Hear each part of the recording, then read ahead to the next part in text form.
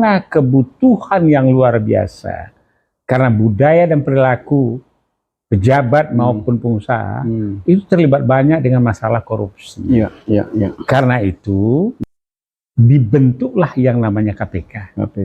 Iya, diantaranya yang lagi heboh ini kan tentang masalah penangkapan OTT ya. OTT.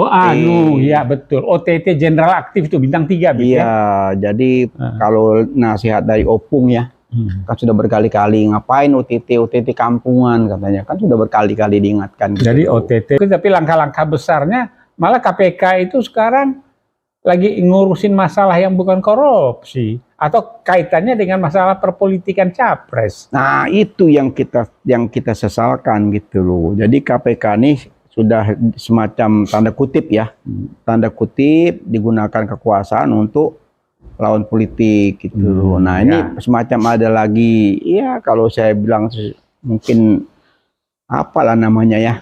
Jadi ya itu tadi tupoksinya di samping yang sudah ada ini ditambahin sebagai alat kekuasaan begitu oleh rezim untuk kepentingan politiknya, untuk legacy, kepentingan masa depannya, kepentingan keamanannya setelah lengser begitu. Ya kan Opung sudah kita bilang pulang kampung. Iya, sudah kita bilang pulang kampung, tapi dia masih mungkin belum waktunya nih. Belum waktunya. Karena Gibran juga bilang ya Bapak pulanglah ke Solo gitu. Oke, kita lanjut.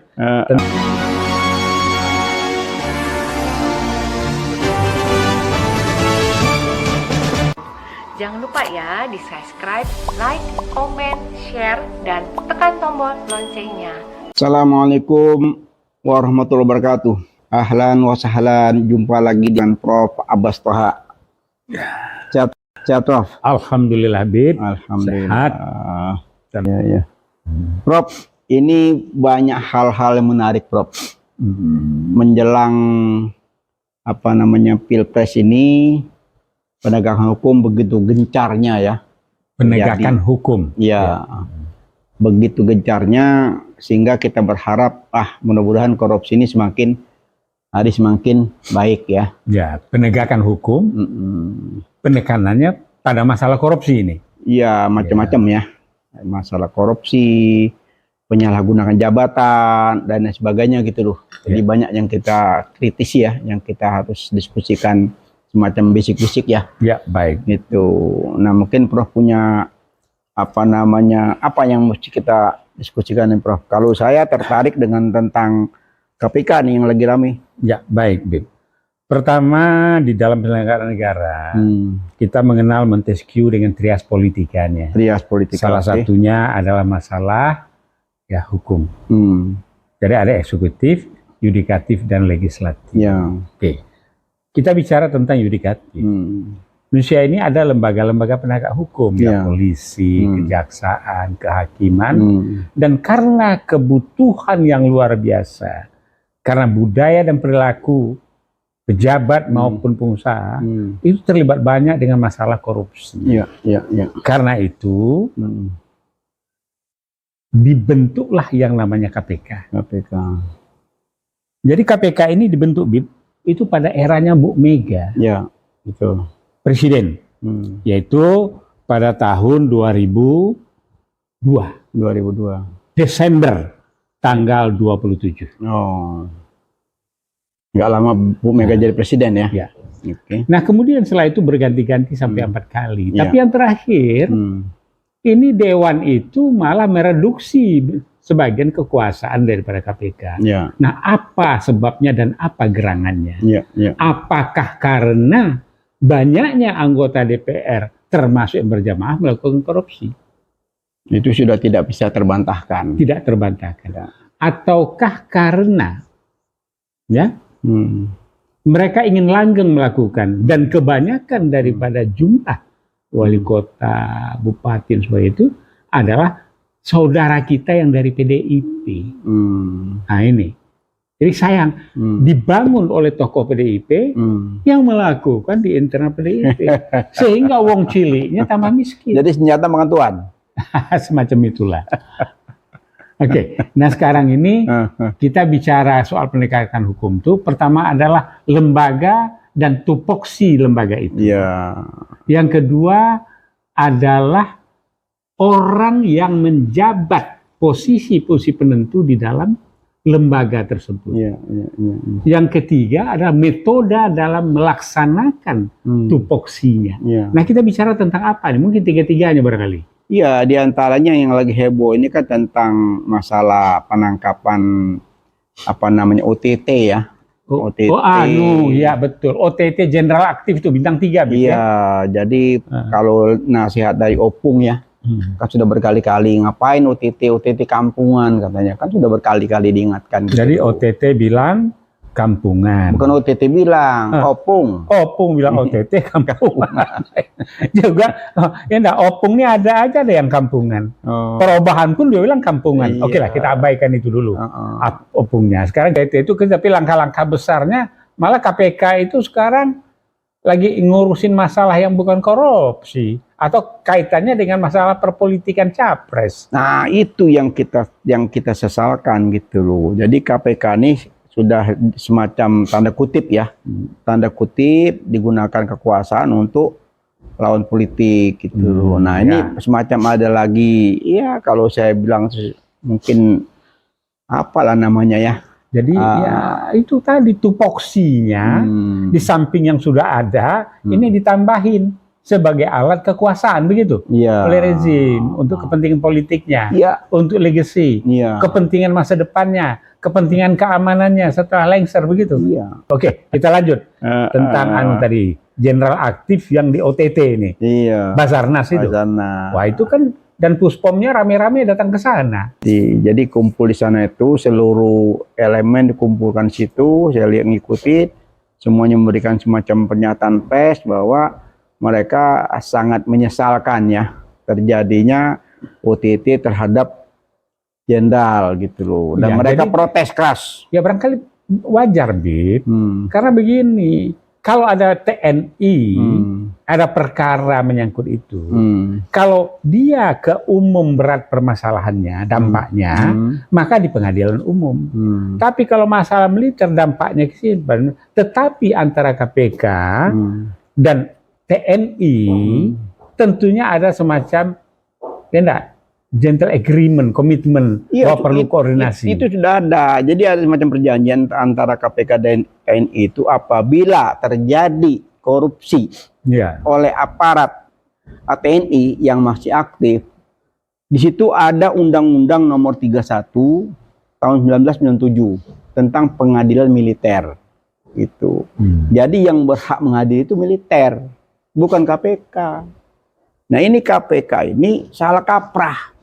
Iya, itu tanda kutip, Bib. Kita serahkanlah kepada ahlinya, cuma kita baca undang-undangnya aja. Iya, kalau kita baca undang salah kaprah gitu loh. Jelas-jelas itu TNI yang kalau ada anggota TNI aktif yang bermasalah dengan hukum itu, yang melakukan itu peradilan militer. Ada undang-undangnya gitu loh.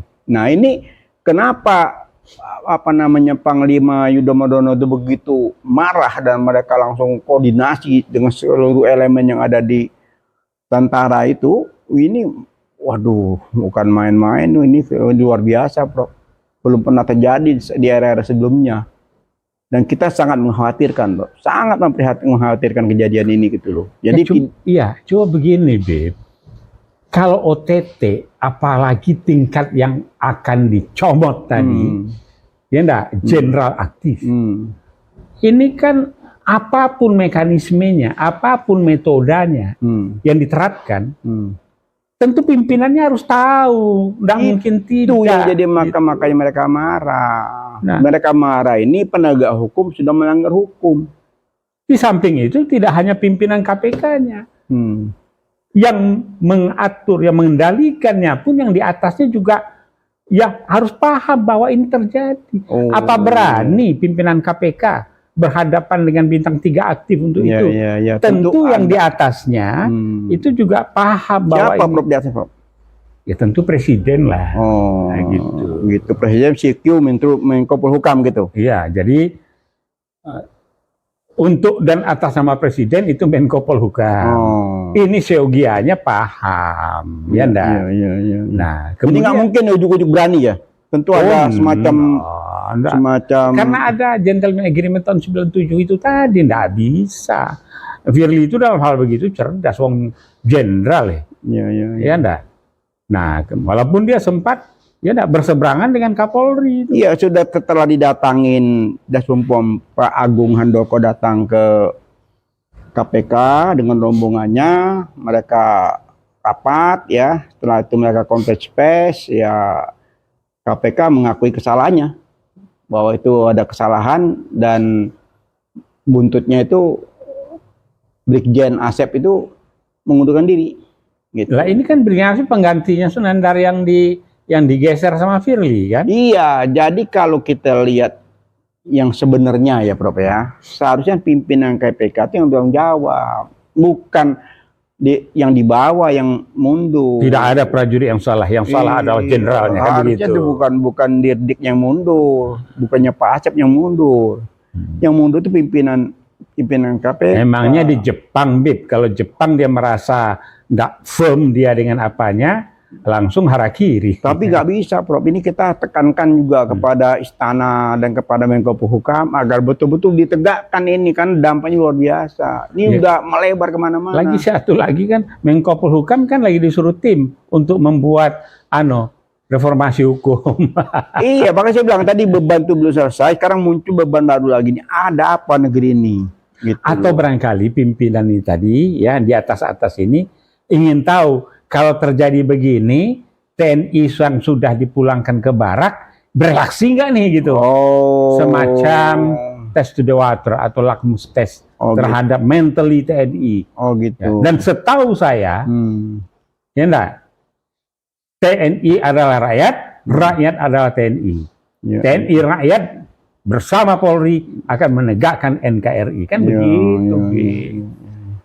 Ya memang kalau kita lihat keseriusan dari Panglima TNI ini mungkin sudah anti klimaks. Iya, semacam anti klimaks buat KPK ya, yang selama ini kita melihat banyak kejadian-kejadian sebelumnya yang dia abai saja, diprotes, di demo, di apa, dia ya tidak peduli dia dengan apa orang ngomong apa. Iya, emang gue pikirin gitu kan. Ya tapi mantan-mantan ya KPK yang lama, Bambang Wijayanto, ya enggak, banyak yang sudah ya. di OTT sebelumnya itu kan, kalau kita usut-usut kan banyak juga hal-hal yang perlu dipertanyakan ya.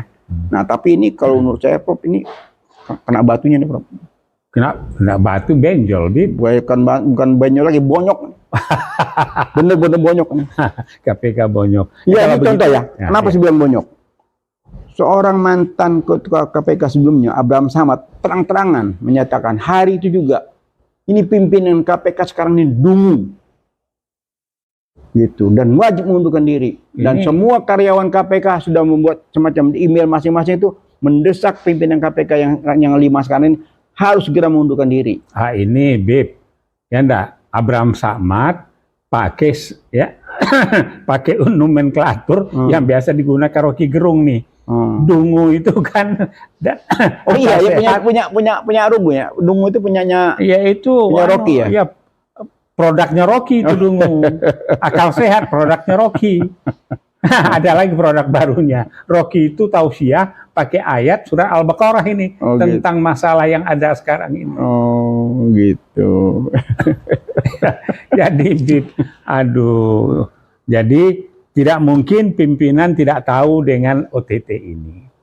Nah, kemudian pimpinan harus bertanggung jawab. Sekarang pimpinan sendiri, sekarang anggotanya, pejabat di lingkungannya itu sudah meminta agar mengundurkan diri, begitu. Iya, karyawan. Ya, karyawannya. Yang dulu puluhan digeser dengan cara tes yang lucu. Itu lagi udah hilang tuh.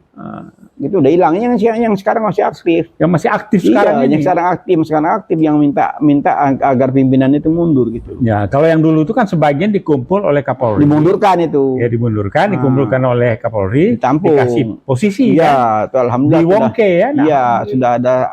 Jadi kita beri apresiasi lah kepada Kapolri dan juga Panglima ya. Jadi kembali lagi ke masalah OTT KPK, ini OTT. Kan memang ya karut-marut ini kan semakin parah ya, semakin parah karena apa namanya ego ya kalau saya bilang ya, Prof ya. Ini ego yang berlebihan dari pimpinan KPK ini ya sebetulnya di mana pertaruhan ini. Tapi ini banyak, Bib. Asabri juga perlu tuh ya dikejar tuh masalahnya itu. Kemana itu? Ya kalau ngomong soal korupsi kan banyak sekali. Iya, itu bukan berarti TNI Polri tidak mau menegakkan hukum, bukan. Kita mereka tahu. mau, mereka patut. Cuma yang mereka sayangkan kenapa tidak koordinasi. Karena ini tentara aktif itu sesuai dengan undang-undang, itu harus koordinasi dulu. Itu poinnya. Nah, tanpa koordinasi, jadi begini. Bukan mereka tuh mau ngerecokin, enggak. Nih katakan ada informasi awal nih, tentang bakal ada OTT. Kan nggak mungkin OTT ujuk-ujuk tiba-tiba OTT. Kan nggak mungkin, Prof. Ya. Mungkin nggak tiba-tiba tahu OTT. Ya enggak lah, kan ada prosedurnya. Iya, paling tidak kan ada semacam pembahasan internal. Penyadap dulu kan. Ya. Kan sadap penyadap dulu nih bakal terjadi apa. Penyerangannya di mana, ini di mana. Baru bisa OTT kan. Nah, sementara dia tahu yang bakal di OTT ini jenderal gitu loh. Ketua Basarnas yang sebentar lagi pensiun gitu loh. Nah, ini benar-benar LSM PIS protes keras, Prof. Dan kita memberikan apresiasi kepada Bapak Yudho Mardono yang berani tampil beda. Berani tampil beda walaupun dia tahu persis ini KPK ini di bawah istana. Dia tidak peduli itu. Itu yang saya angkat, jangan acung jempol. Ya, kalau begitu sama juga dong. Waktu baliho diturunin di Kodim mana itu, ya enggak, Panglima juga pasang badan kan? Iya, karena dia netral. Dia netral. Nah, ini juga sama. Ini demi penegakan hukum, dia protes keras. Dia tidak peduli itu mau itu kaitannya ke istana atau kemana, dia tidak peduli itu. Yang saya baca ya, gitu. Mudah-mudahan baca saya nggak salah. Menurut bacaan Prof gimana nih? Ya sama lah. Jadi tentu juga seorang anak manusia, apalagi jenderal, selama ini tidak ada catatan yang rapor-rapor merah, ya. Kemudian dapat posisi yang menentukan dalam kondisi perpolitikan begini, di mana peran TNI yang kombat itu juga sebagian sudah diambil alih secara sadar atau tidak oleh polisi. Jadi begitulah dia siap untuk menjaga negara dan menahan diri. Tapi ini kali kebangetan. Appreciate apa yang dilakukan Panglima dan juga kepada Kapolri. Dan mudah-mudahan ya apa yang diharapkan karyawan di KPK ya kalau Kapolri saya kira juga harus apa namanya sudah berulang kali, Prof. Kapolri itu sudah berulang kali dia mengingatkan KPK itu. Di antaranya itu apa namanya orang yang diberhentikan dari sana mereka tampung. Kalau begitu hebat betul ini Firly KPK. Iya. Siapa ini luar biasa. Ini? Waktu itu pernah kita bahas tuh cicak buaya. Sampai sekarang kan belum tuntas. Sekarang luar biasa lagi nih antara KPK di situ banyak unsur kepolisian berhadapan-hadapan dengan tentara. Wah ini serem, Bro. Ngeri-ngeri sedap kalau perbedaan. Oh, ngeri-ngeri sedap. Ngeri-ngeri sedap. Ceritanya kalau pedesnya itu level 7. Jadi ya begitulah Bib, suka duka kita tapi kita tiada henti berusaha memberikan sesuatu pada netizen untuk dipahami. Ya, jadi kita tidak menggurui, tapi mengkomunikasikan hal-hal yang kita kembali pahami. Prof. Kembali ke apa namanya rezim ya. Kembali ke rezim ini ujian yang betul-betul harus dilewati dalam waktu segera. Karena apabila tidak, ini luar biasa dampaknya. Ya orang pengen segera, Bib. Saya dengar apa itu acara tanggal 10 itu? Nah, di luar tanggal 10 ya, maksudnya kejadian masalah apa namanya masalah OTT ini sudah selayaknya Presiden turun tangan. Jelaskan masalahnya. Saya pikir, Bib, Habib mau bilang ya presidennya turun, bukan turun tangan gitu. Ya, kenapa penegak hukum bisa melanggar hukum? Nah di situ mesti dikasih hukuman juga. Nah karena beliau yang memahami ini tingkatnya, ya tentu yang diharapkan netizen atau masyarakat luas, itulah yang diteriakkan di Solo, teriakkan di mana, di sini. Iya, begitu. Ini salah, hukum. Jangan biarin. Atau mungkin presiden sudah tahu. Presiden itu kan juga politisi, Bib. Dijelaskan kepada dia. Jangan tidak cukup dengan seorang apa namanya komisioner KPK minta maaf. Nggak bisa, nggak cukup. Wah, Bib, Nggak bisa kita main-main. Ya, jadi kalau dalam pendekatan akademis itu lihat dari tinjauan perilaku organisasi, behavioral organization. Nah, dalam perilaku organisasi itu, seseorang masuk dalam kondisi tertentu, bisa dia mewarnai komunitas itu, atau dia terserap perilakunya menjadi semacam itu. Nah, sekarang si KPK ini melakukan sesuatu yang seharusnya dan sebetulnya pimpinannya tahu, pimpinannya di atasnya kemalunya tahu, ini juga terlibat dalam masalah ini sebetulnya. Jadi artinya masyarakat perlu tahu bahwa ini ada apa sesungguhnya ini. Gitu. Ini mungkin Prof kalau bisa saya semacam tanda kutip kesimpulannya, pimpinan kita yang tidak nggak punya kemampuan. Pimpinan di atas sekali. Oh ya baik. Kalau kayaknya diam-diam saja. Nah, jadi barangkali ini ada kumulatif permasalahan sama juga. Iya. Masalah zaman Pak Soekarno, masalah Pak Harto terus numplek nih. Iya. Numplek pada 2 periode kurang sedikit, tambah parah nyungsep ini republik ini. Ya pimpinannya lagi yang tanggung jawab. Iya. Barangkali begini, Bib. Karena toh waktunya kan tinggal berapa bulan lagi. Lah dia ingin juga setelah lengser nanti, kan Bu Mega bilang pemilu harus jalan, kan begitu. Nah sebagai petugas partai yang jadi presiden, dia harus laksanakan. Tapi dia lobby sana, lobby sini, supaya bisa cari teman yang menyelamatkannya nanti. Barangkali merasa, ini rapor saya ada yang merah ini, begitu. Iya. Nah itu, Bib. Jadi, barangkali, ya, KPK,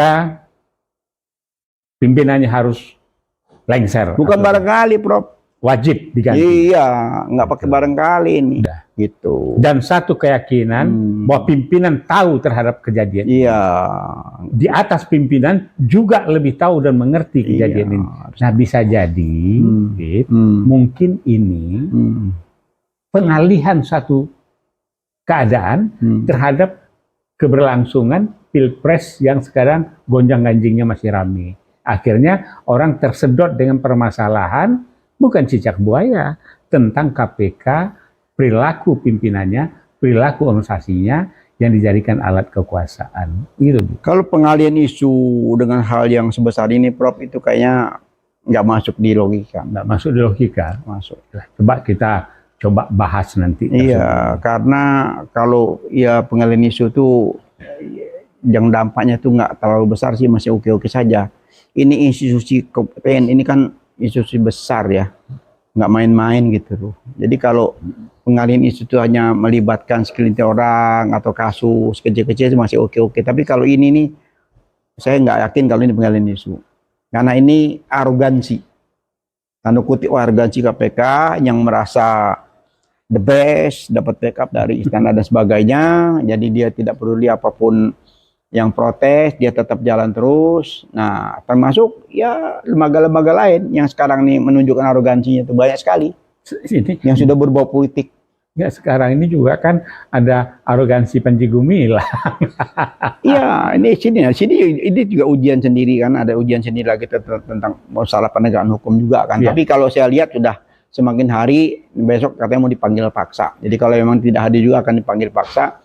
Masalah Panji Gumilang ini sudah on the track ya. Karena ini kita lihat sendiri kepolisian ini tidak bermain api mereka. Apapun yang memang penegakan hukum ini sudah berjalan dengan baik ya. Berkali-kali kita memberikan apresiasi kepada Kapolri saat ini. Itu tadi keprihatinan kita ini yang fokus tentang KPK ini ya seperti yang kita bilang minggu lalu. Sudahlah kalau memang KPK ini sudah tidak bisa lagi diharapkan, lebih baik bubarin aja lah. Ya, jadi tapi tidak bubar saja. Pimpinannya itu harus diserahkan kepada Barreskrim Kapolda untuk dituntaskan masalah. Oh iya, itu masalah hukum kan dia harus tuntaskan. Tapi masalah kesalahan tadi itu tidak cukup dengan minta maaf. Ya. Begitu minta maaf dianggap selesai itu tidak bisa. Presiden buruk ke depan nanti. Kalau nanti salah dikit minta maaf, itu ya bukan berarti tidak ada maaf, bukan. Karena ini masalah-masalah yang sangat krusial itu dia cukup dengan minta maaf. Karena oke lah yang di pihak TNI-nya menerima maafnya. Tapi kan rakyat ini kan sudah terusik, Prof. Kegaduhannya sudah sampai ke bawah dan betul-betul membuat semacam kegaduhan baru dia menjelang Pilpres. Ya solusinya yaitu tadi Presiden manggil Firly, ya enggak. Kemudian timnya diganti semua, Firly-nya diserahkan ke Kapolda DKI Metro. Kapolda Metro. Ya kan proses hukum harus berjalan. Oh gitu ya. Itu lain kasus lagi, Prof. Tuh. Ya, jadi banyak banget masalahnya. Ya. Tumpuk menumpuk ini belum selesai muncul ini belum selesai muncul ini gitu, Prof. Ya. Baiklah, bisik-bisik politik kenegaraan ini kita sudahi dengan wabillahi taufik wal hidayah. Wassalamualaikum warahmatullahi wabarakatuh.